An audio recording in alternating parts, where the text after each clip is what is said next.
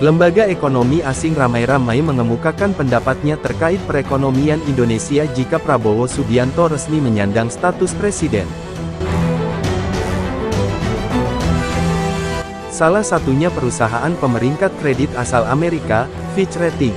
Kebijakan ekonomi Indonesia kemungkinan besar tidak akan berubah di bawah kepemimpinan Prabowo Subianto, kata Fitch dalam rilis, Indonesia Election Outcome Points to Broad Economic Policy Continuity, yang dimuat melalui websitenya dikutip Jumat tanggal 23 Februari tahun 2024.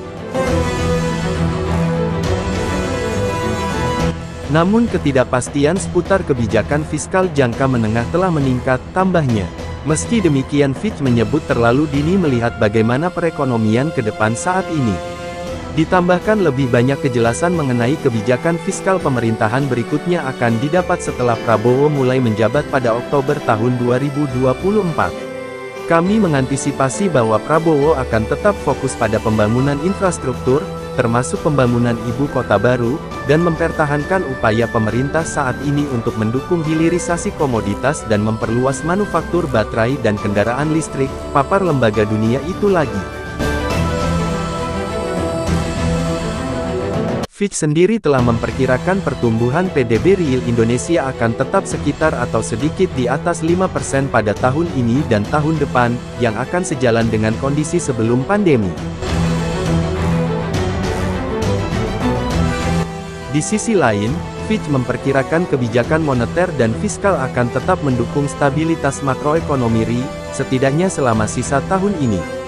Namun demikian, kami yakin risiko fiskal jangka menengah telah meningkat, mengingat beberapa janji kampanye Prabowo, termasuk program makan siang dan susu gratis di sekolah yang dapat menghabiskan biaya sekitar 2% PDB setiap tahunnya, jelasnya. Pernyataan Prabowo bahwa Indonesia dapat mempertahankan rasio utang pemerintah PDB yang jauh lebih tinggi juga menunjukkan adanya risiko terhadap proyeksi fiskal dasar kami. Namun, ia juga menyerukan agar Indonesia meningkatkan tingkat pendapatan pemerintah terhadap PDB secara signifikan, tambahnya lagi. Laporan mingguan Pratinjau Ekonomi Asia Pasifik Moody's Analytics, yang dirilis untuk 19–23 Februari tahun 2024, juga menyoroti kemenangan Prabowo. Disebutkan bagaimana Prabowo kemungkinan besar memang akan menjadi Presiden RI. Hasil resmi baru akan diumumkan pada Maret, namun pada penghitungan cepat yang tidak resmi memberi suara mayoritas kepada Prabowo Subianto dalam pemilihan presiden. Artinya, tidak diperlukan pemungutan suara putaran kedua, tulis laporan Moody's Analytics. Susunan pasti majelis rendah belum diketahui secara pasti, namun kami memperkirakan Partai Gerindra yang mengusung Prabowo akan menjadi bagian dari pemerintahan koalisi, tambahnya. Sementara dari sisi ekonomi negara, Moody's Analytics menyebutkan prediksi yang sama dengan Fitch Ratings. Kebijakan populer Jokowi akan diteruskan. Dari segi kebijakan ekonomi, mantan jenderal yang telah menjadi calon presiden untuk ketiga kalinya ini mengindikasikan bahwa ia akan tetap berpegang pada kebijakan presiden populer yang akan segera habis masa jabatannya, Joko Widodo, tutup laporan itu. Sebelumnya, media asal Singapura, Channel News Asia (CNA), memuat analisis berjudul, Komentari, with Prabowo poised to be next Indonesia President, his challenge is to ensure cabinet continuity. Laman tersebut mengutip opini pakar Andri Suryanta, penerima gelar PhD Australia Award di Crawford School of Public Policy, Australian National University, yang pertama kali dimuat Lowy Institute, The Interpreter. Analisis tersebut juga menyinggung ekonomi RI. Diungkap janji Prabowo untuk melanjutkan gaya koalisi besar dan program infrastruktur besar yang diusung Jokowi, termasuk peningkatan belanja pertahanan dan bantuan sosial. Disebut potensi bagaimana utang mungkin bisa bertambah. Disinggung juga bagaimana bila Menteri Keuangan saat ini, Sri Mulyani, yang mungkin tak lagi menjabat padahal menjadi salah satu andalan pemerintah Jokowi. Koalisi besar biasanya berarti menawarkan jabatan menteri sebagai imbalan atas kesetiaan partai.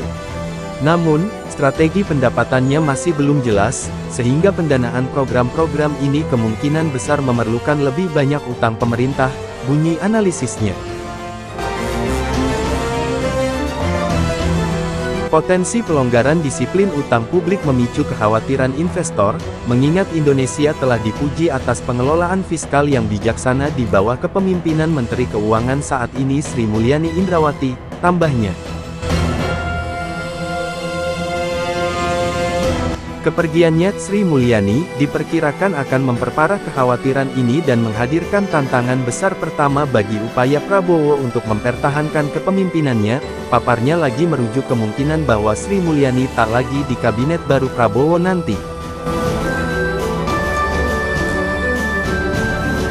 Sebagaimana diketahui di masa kampanye Pilpres terdapat sejumlah spekulasi tentang pengunduran diri menteri. Menteri Keuangan Sri Mulyani dikabarkan termasuk di antara mereka yang berpotensi mundur, selain Menteri Pekerjaan Umum dan Perumahan Rakyat Basuki Hadimuljono dan Menteri Luar Negeri Retno Marsudi.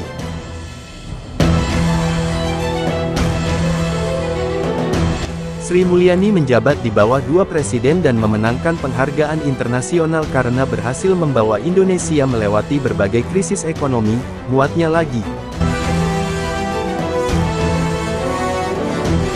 Basuki Hadimuljono telah hadir sejak masa jabatan pertama Jokowi dan merupakan tokoh kunci dalam penyediaan infrastruktur, terutama upaya besar-besaran untuk membangun ibu kota negara yang baru.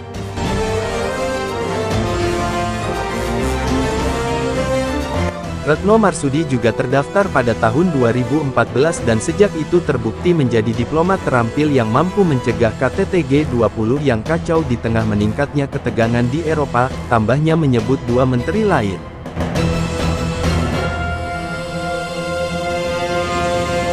Prabowo harus memilih menteri pengganti dengan sangat hati-hati untuk meredakan kekhawatiran investor internasional dan menyampaikan pesan kesinambungan, ujarnya lagi.